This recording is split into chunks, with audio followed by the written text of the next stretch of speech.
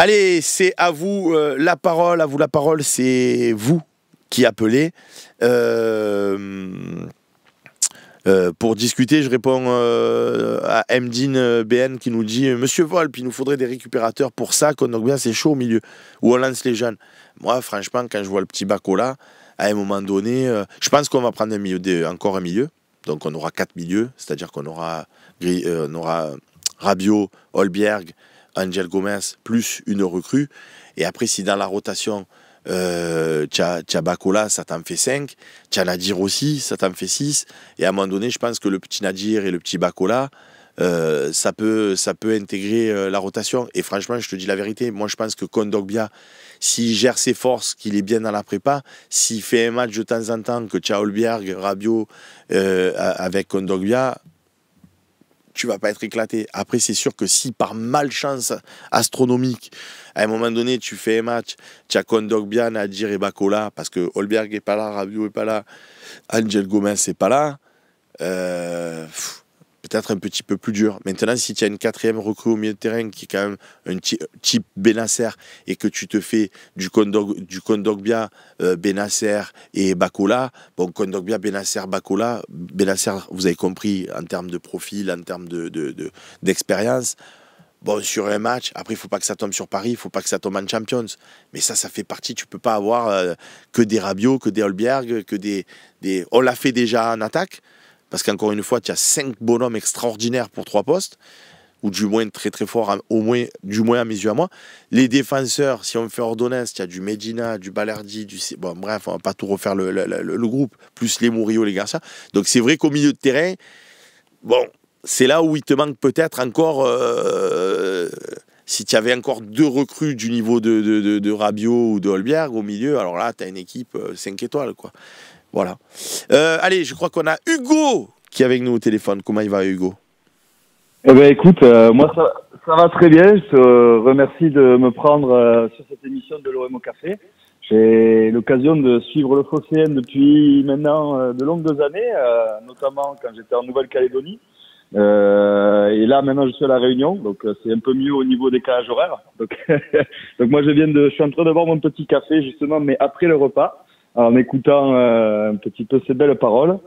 Et du coup, je voulais parler un petit peu. Je me suis reconnu quand j'ai senti l'émotion que tu avais en parlant de Deserbi et de ce qu'il avait mis comme âme et comme corps dans le reportage sur YouTube. Ah, moi, ça a été la même. J'ai regardé ça, j'ai montré à ma femme qui est en train de devenir supportrice de l'OM. Malgré qu'elle ait eu été à Paris, mais bon, j'ai brûlé ces maillots au fur et à mesure pour qu'elle comprenne un peu ce que c'était, en les remplaçant par des vrais maillots de l'OM. Et ouais, c'est magnifique. Moi, en tant que joueur ou en tant que Marseillais, supporter marseillais, t'as un entraîneur comme ça, t'es obligé d'aller au combat avec lui. Moi, j'étais derrière ma télé, j'avais déjà envie de sauter partout, d'aller faire un match. Alors que tu vois ce type, tu te dis, mais quand tu es joueur, quand tu as un type comme ça en face, et que tu donnes pas la pleine possession de tes moyens, que ce soit l'entraînement, comme il le montrait avec les Wai, Brassier ou même Koné, ah, tu te dis, c'est pas possible. Et à l'inverse, quand tu vois ce qu'il disait sur Robinho Vas, quand il l'a fait rentrer et qu'il lui dit, hé les gars, vous voulez un truc? Vous voulez savoir ce que je veux quand vous êtes un joueur? C'est lui là, regardez, Vas, je veux que c'est comme lui, vous avez brûlé la pelouse. Ah, mais là, tu vois ça, tu es dans le vestiaire, tu as un minot comme ça qui t'a tout mis, tu as envie de te dire, ok, c'est bon, là, les gars, si vous n'avez pas compris à un moment donné ce que c'était être à l'OM, ce que cet entraîneur, il te demande, t'as rien à faire. Et je trouve que ce qui est génial et qu'on le voit bien dans le reportage, c'est comment ils ont de suite réussi à inverser la tendance avec les joueurs qui collaient pas au projet, à de suite récupérer des nouveaux mecs et vraiment rentrer dans un moule. Ce qui fait que tu arrives, tu montres à tout le monde, tu leur dis, écoutez les gars, Koné, c'est la plus gros prospect, prometteur, tout ce que tu veux. Mais derrière, j'en ai rien à foutre. Le type, il veut pas venir, il veut pas s'y filer. Ben écoute, tu rentres chez toi. Moi, j'ai rien à foutre. On aura un autre type. Peut-être qu'il est moins bien payé, qu'il a moins de feu dans les jambes. Mais derrière, lui, il va faire ce que j'ai envie. Par exemple, on parle de Nadir ou des trucs comme ça. Et t'as un Benassia derrière, au-dessus, le tonton. Franchement, c'est un tonton, Benassia. C'est qu'il arrive, il regarde les types, il leur dit, ça quoi? Tu ne joues pas, t'es si demi? regarde les vidéos que je t'ai envoyées, regarde ce qu'il a fait lundi, ce qu'il a fait mardi, ce qu'il a fait mercredi. Ah ouais, ok, allez. Maintenant tu dégages, tu musettes et on revient. Et personnellement, je suis l'OM depuis longtemps. Le premier match que je suis allé voir de l'OM, c'était en 99, c'était la coupe d'UEFA à Moscou. J'étais allé voir quand j'étais minot. J'étais allé voir, on avait perdu contre Parme 3-0, mais bon, c'était un de mes premiers souvenirs de supporter. Et là, je regarde l'équipe qu'on a. On a vraiment une équipe. Ça faisait longtemps que j'avais pas vu une équipe aussi solide, avec un entraîneur qui est le ciment de ça et qui représente vraiment ce que c'est l'OM. Je me dis cette année, quand tu parles toujours de titres, Seb, comme l'année dernière ou autre, même moi j'ai envie d'y croire, etc. Mais je me dis, si déjà cette année on arrive à calmer un peu toutes les équipes, Là où je t'arrête, c'est...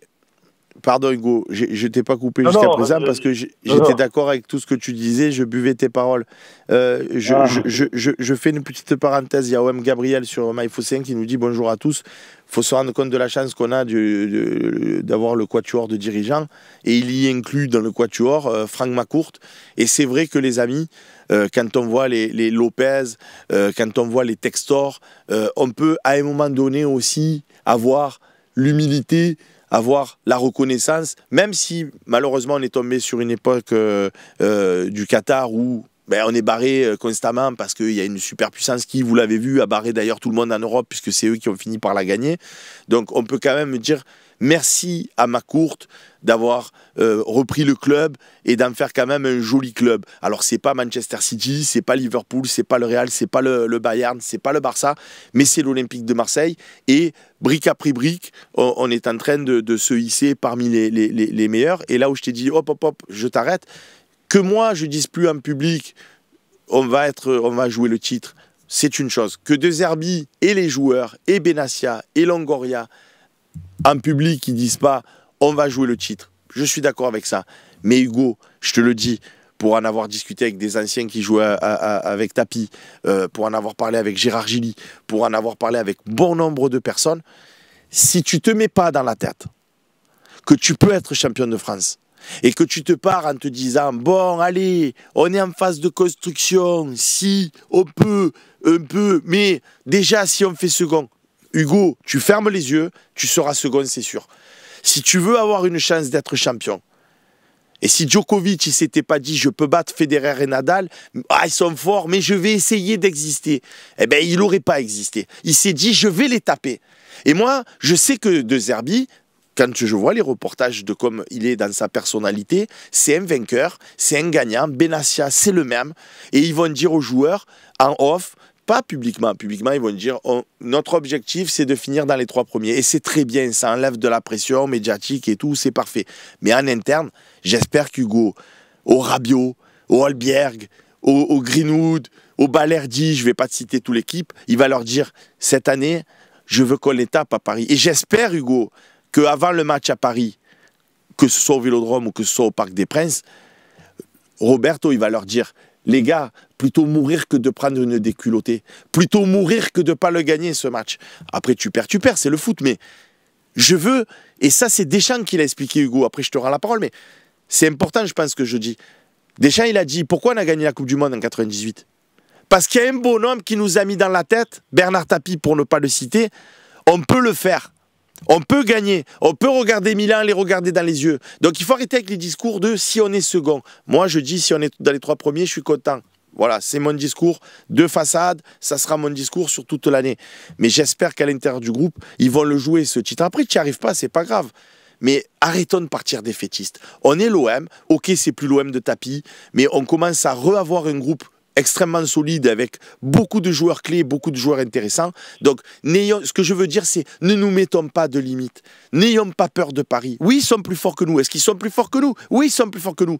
Mais est-ce que tu peux arriver à les taper? C'est difficile, mais si tu y crois, voilà, à cœur vaillant, rien d'impossible. Pardon Hugo, je te rends la parole.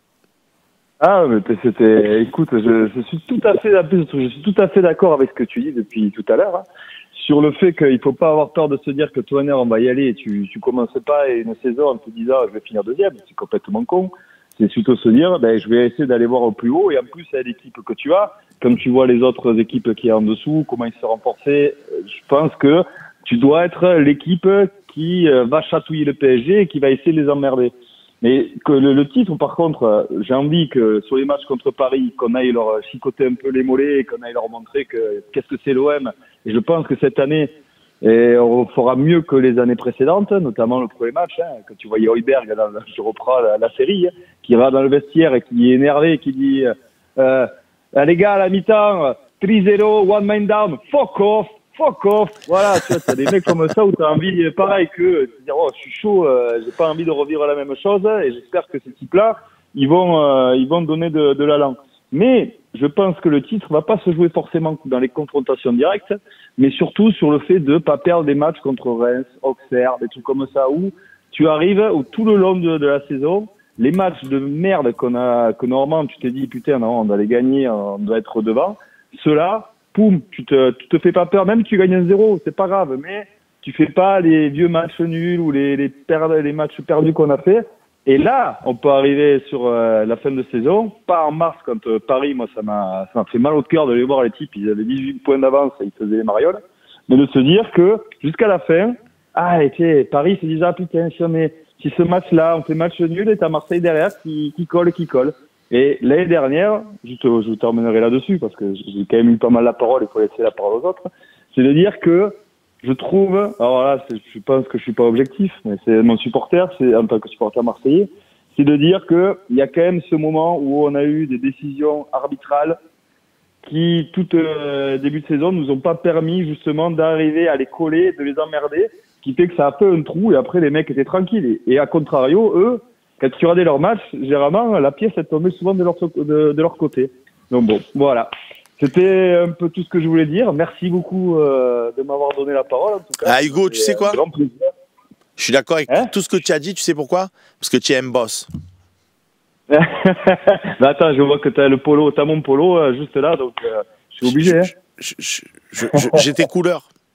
Merci beaucoup Hugo d'être venu sur le Phocéen. Tu reviens quand tu veux. J'étais d'accord avec quasiment tout ce que tu as dit, mais encore une fois, voilà, je pense que dans la vie, il faut être réaliste. Il ne faut pas s'enflammer, il ne faut pas se prendre pour un autre, il faut être serein, avoir les pieds sur terre, mais il ne faut pas s'interdire de rêver, les amis. Jamais. Mais vous, même vous, si je peux vous donner un conseil, et parce que moi j'ai rêvé du Phocéen et je l'ai fait, et aujourd'hui je fais des émissions avec vous, ne vous mettez aucune limite. Souvent j'entends des gens dire ouais mais j'y arriverai pas, ouais mais c'est pas pour moi, que ce soit avec des filles, que ce soit avec un travail, que ce soit dans un sport, ouais mais j'y arriverai pas. Les gars, il n'y a pas de j'y arriverai pas. Quand on veut, on peut. Alors ça met des fois plus de temps que les autres, c'est vrai. Des fois on a des échecs, c'est vrai. Mais tous les échecs qu'on peut avoir dans une vie, c'est ce qui te forge, c'est ce qui te permet de devenir une meilleure version de toi-même. Donc, ne baissez jamais les bras. Et j'espère que l'OM, ils vont avoir cette attitude. Mais avec un coach comme Roberto De Zerbi, franchement, je dors sur mes 2 oreilles, mes 4 oreilles, mes 10 oreilles. Franchement, je sais qu'on va y croire. Voilà, il va leur dire, quand il leur dit je veux qu'on soit là dans la Ligue 1. Voilà, il n'est pas venu pour faire second, c'est un Italien, il n'est pas venu pour faire 3e, il n'est pas venu pour faire 4e. Donc, soyons objectifs, soyons réalistes. Oui, ça va être dur. C'est pas mission impossible. C'est très compliqué. Mais, encore une fois, et moi, ce qui me donne beaucoup d'espoir, encore une fois, les amis, pour cette saison, c'est qu'on va pouvoir faire tourner.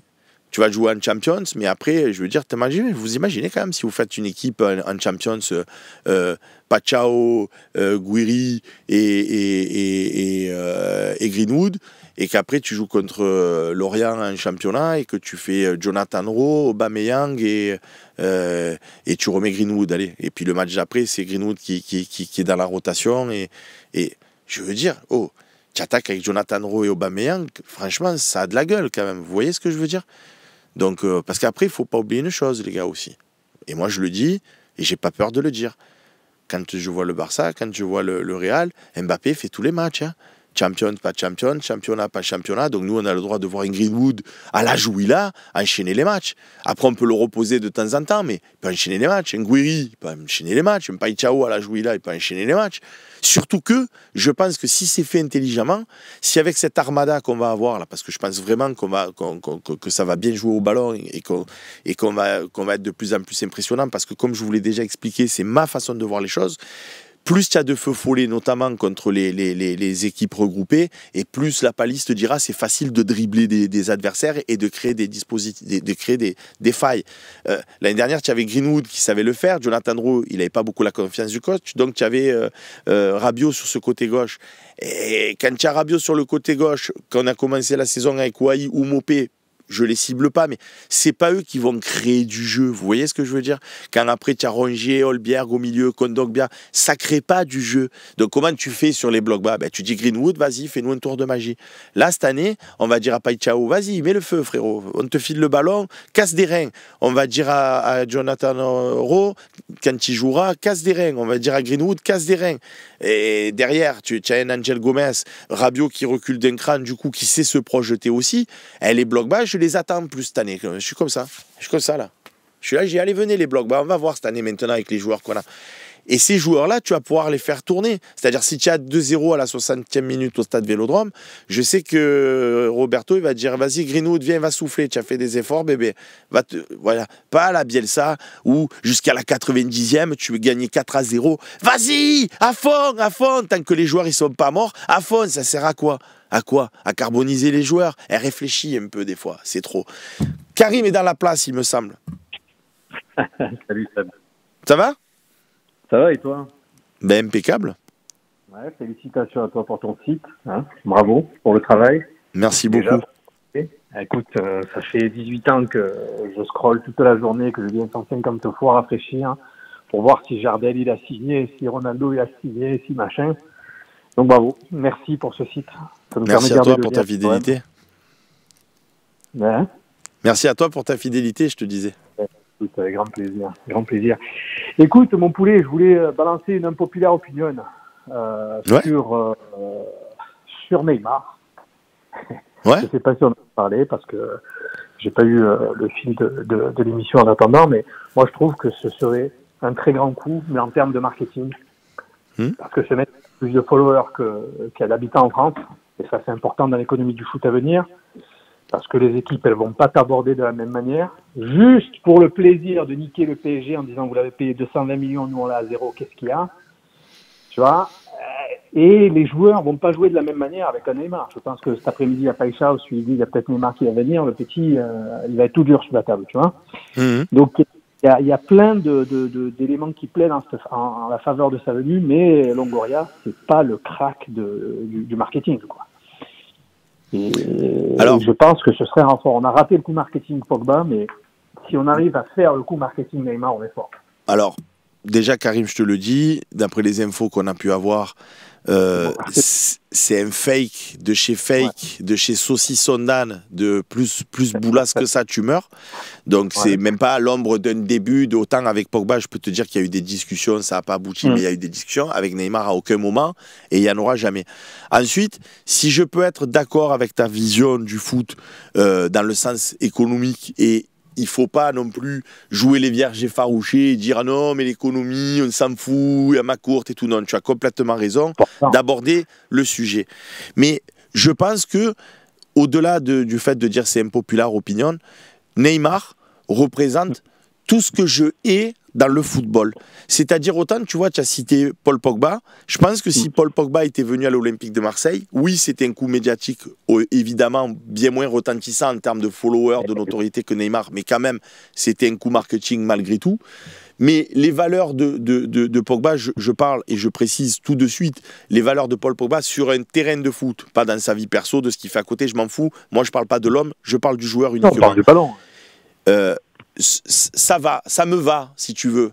C'est-à-dire que tu me fais venir des joueurs à l'Olympique de Marseille plus pour la notoriété et attirer la lumière sur ton club pour que, par leur grandeur, leur palmarès, etc. Et Neymar, en ce sens, je te rejoins, est un bon exemple. Sauf que on tombe sur, pour moi, le très mauvais exemple, Karim, parce que je t'assure d'une chose, c'est le joueur, et je dis pas ça parce qu'il n'est pas à l'OM, parce qu'il sera à l'OM, je continuerai de le dire de la même façon parce que je n'ai pas la langue dans ma poche et que comme toi, je ne vais pas dans le sens du vent. Neymar, c'est le joueur que je déteste le plus au monde. Pourquoi ? Parce qu'il ne fait pas d'efforts. Et que moi, j'aime bien les joueurs qui ont du talent, mais qui sont aussi besogneux. Et Greenwood est en train d'arriver à ce stade, c'est-à-dire que tu le vois même dans les matchs de prépa, le minot, ça y est, il a compris qu'au-delà, un peu comme Cristiano Ronaldo, je ne compare pas évidemment Greenwood et Ronaldo, mais Ronaldo, il a un talent incroyable, mais c'est quand même un besogneux. Neymar, c'est un fantasque. Et c'est une pleureuse, d'une force. Autant si tu veux me parler d'un joueur parisien, un ancien parisien qui m'a fait vibrer à moi personnellement, et est-ce que j'ai honte de le dire? Non, parce que j'assume toujours mes propos avec conviction. Il s'appelle Cavani. Tu me dis, alors ça serait pas le même coup médiatique Cavani que Neymar, bien évidemment, mais tu me dis, je fais venir un Cavani à l'Olympique de Marseille. Cavani, avec les valeurs, bon, maintenant il est trop vieux en plus, mais avec les valeurs qu'il a, tu vois, alors, allez, tiens, je vais te prendre un mec qui a de la notoriété comme Neymar. À une époque, tu m'aurais dit, on fait venir Zlatan Ibrahimovic. Zlatan à l'OM, tu vois ce que je veux te dire? Je serais tenté de te dire... ouais, frérot, comme tu as dit, vous l'avez payé une tonne, nous on le prend en fin de carrière gratuit. Le Zlatan est son gros nez. Je te dis pas non pour le côté médiatique, mais parce que le mec, il a des valeurs d'abnégation, il veut y aller, il veut gagner. Donc oui, je suis d'accord avec ton discours. D'un point de vue économique, d'un point de vue renommé, faire venir un Ibrahimovic à une époque, tu vois, un Zlatan... Et franchement, le mec qui te dit Zlatan, il t'a pas fait kiffer dans le foot, ben ok, ben on voit pas le même sport. Mais Neymar, même quand il était prime, le mec, quand tu lui souffles dessus, il fait 70 roulades sur un terrain. C'est tellement pas mes valeurs. Karim, c'est tellement pas mes valeurs. Je peux pas le voir, lui.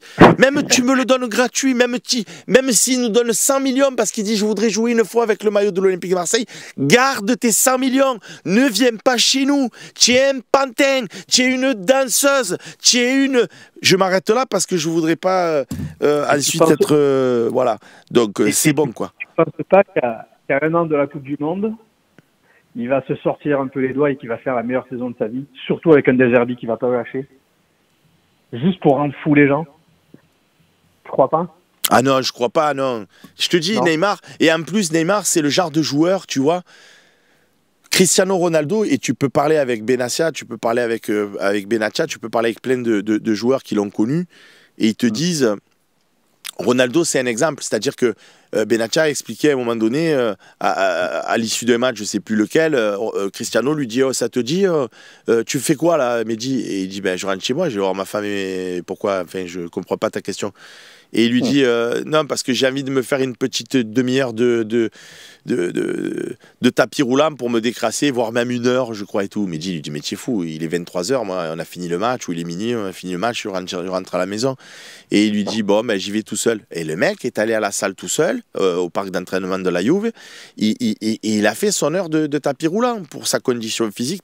Ce mec tire tout le monde vers le haut. Il te montre... Neymar, à part manger des pizzas, faire des soirées, prendre 120 kilos, mettre de la zizanie dans un groupe, créer de la discorde, et tu l'observeras, Karim. C'est pas avec Neymar, Messi, Mbappé que Paris ont gagné la Champions. C'est quand ils ont fait appel à quelqu'un qui, pour moi, est un génie footballistique qui s'appelle Campos, et le mec, il t'a fait un groupe homogène, il t'a fait un groupe cohérent. Alors, ils ont eu la chance extraordinaire que Dembélé, d'un coup, ils se mettent à marcher sur l'eau. Mais au-delà de ça, ils avaient un groupe cohérent. Et c'est là que c'est important. Donc, si tu veux faire des coups médiatiques, d'accord, mais fais des coups médiatiques avec des... Tu vois, ben, je parle de Cristiano Ronaldo, que Mehdi a connu. Il lui aurait dit, viens un an, Cristiano, c'est inimaginable et impossible. Mais pour donner un exemple... Cristiano vient à l'OM, tu me dis, tu crois que Cristiano, ça n'aurait pas été bien, mais même à son âge de maintenant, là, aujourd'hui, cette année, je le prends tous les jours. Comme tu dis, médiatiquement, pour ce qui va dégager comme valeur, pour l'exemplarité. Mais Neymar, je te le dis, j'ai toujours dit à mes amis, je ne l'ai jamais dit en plateau, si un jour Neymar... il vient à l'OM, je fais plus pour l'OM le temps de la saison où il y a Neymar. Je fais plus. Je dis ça, je pourrais pas parce que mon amour de l'OM, il est plus fort que Neymar et encore heureux, mais façon de parler. Oh, si l'OM, si le mec il vient à l'OM, je me tâte à continuer à supporter ce club. Dans le sens, lui, Amin Harit à côté, je l'aime de l'amour. Mais vraiment en plus. Amin Harit, il a des valeurs. Amin Harit, je le kiffe. Amin Harit, il me fait enrager parce que je vois tellement une potentialité qu'il n'arrive pas de temps en temps à exprimer que ça me rend fou. Et c'est pour ça que des fois, j'y tape un peu sur la tête. Mais en vérité, je l'aime de fou, ce joueur, en comparaison. Neymar, je peux pas, c'est viscéral, Karim. Donc ton coup marketing, je suis désolé. Pour lui, non. Parce que c'est grâce à eux qu'ils ont maintenant des boutiques sur 5e avenue à New York, que Paris, les gens n'achètent plus le t-shirt parce que c'est le PSG. Ils y connaissent rien. Les Chinois et les Coréens et les machins. Mais ils achètent parce que ces gens-là... Je comprends ce que tu dis.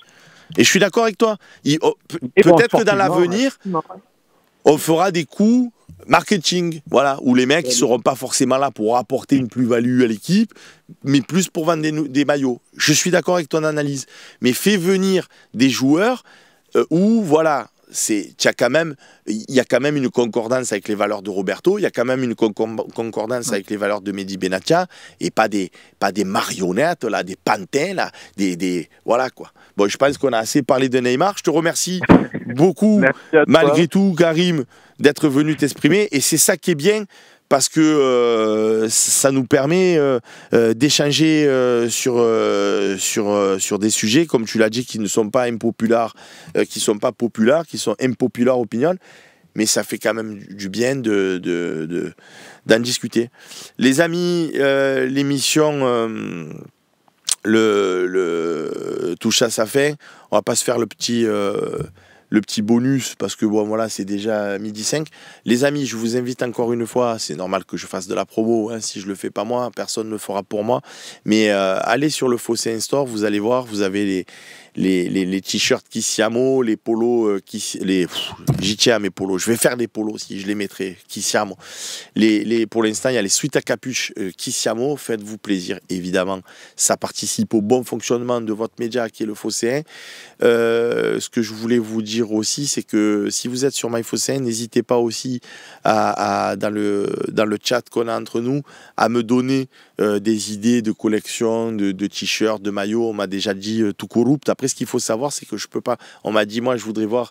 Mince, son pseudo va pas me revenir, mais qui m'a dit Géziel, je crois, si je dis pas de bêtises, qui m'a dit, moi j'aimerais bien un maillot avec Longoria, même en cartoon, et marqué tout corrupt.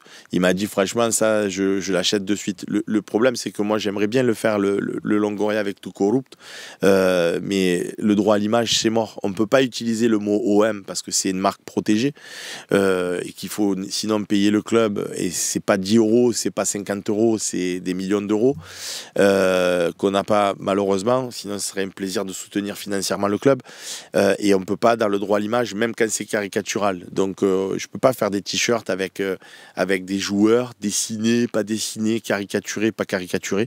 Donc nous on a droit à des slogans, voilà, on a droit à faire des choses comme ça. Donc si vous avez des idées, n'hésitez pas. Donc on peut faire tout corrupt, ça je peux le faire si ça vous intéresse. Bon les amis,